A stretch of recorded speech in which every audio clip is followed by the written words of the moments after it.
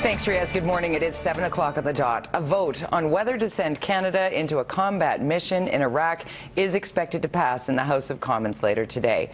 The debate over Prime Minister Stephen Harper's motion to send CF-18 fighter jets to assist with airstrikes against ISIS will continue in the House of Commons this morning, despite opposition plans to vote against the motion. It is expected to pass because of the Conservative Party's majority. The NDP wants the focus instead to be on supplying weapons to local fighters over a 3-month period. Vancouver police are investigating 3 recent attacks on women on the city's west side. It's believed the same man is responsible for all 3 incidents. Obviously worrisome. Greg Harper joins us now live in Vancouver with the details. Greg?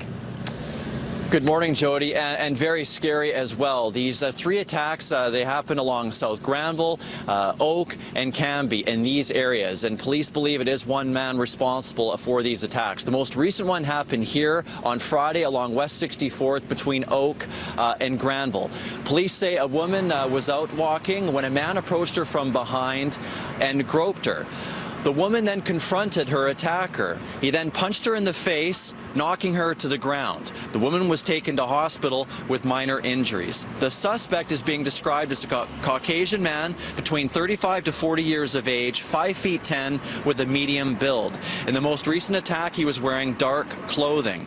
The victims are all of Asian descent. 2 of them are elderly, the other a middle-aged woman. The most recent attack on Friday, the violence has escalated to the point where previously the women were not physically harmed to the same manner as this woman was on Friday. But we thought it's important to warn the public that this is taking place. Police are now working on a sketch of the suspect. Police are also saying that they are stepping up patrols in these areas. Jody? All right, thanks so much. Greg Harper reporting live from Vancouver this hour. A Vancouver woman who killed her newborn sons less than a year apart is set to find out later this morning how long she will spend behind bars. Sarah Leung is facing more than 3 years in prison.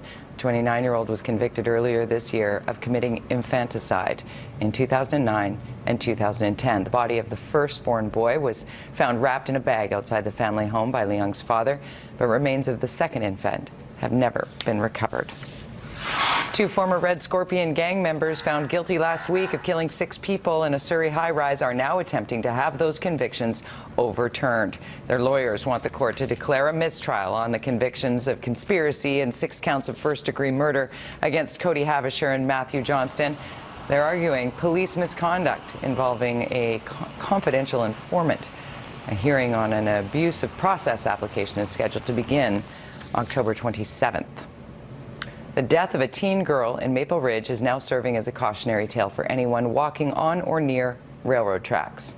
Police believe 16-year-old Tiffany Williams was texting and wearing headphones when she was hit by a CP train on Sunday. It happened while she was walking near the tracks on 203rd Street and Maple Meadows Way. Several attempts were made to catch the teen's attention and to stop the train. Mounties figure she was listening to music and could not hear the train coming. A disciplinary hearing for a Vancouver police officer who shoved a disabled woman to the ground has been adjourned until the end of next week. Constable Taylor Robinson was caught on camera pushing Sandy Davidson to the ground on his first assignment in the downtown east side 4 years ago. Robinson's lawyer says the defensive push was an innocent mistake, and his client admits to an abuse of authority and neglect of duty. He says a 2-day suspension is appropriate and that Robinson has suffered from the publicity.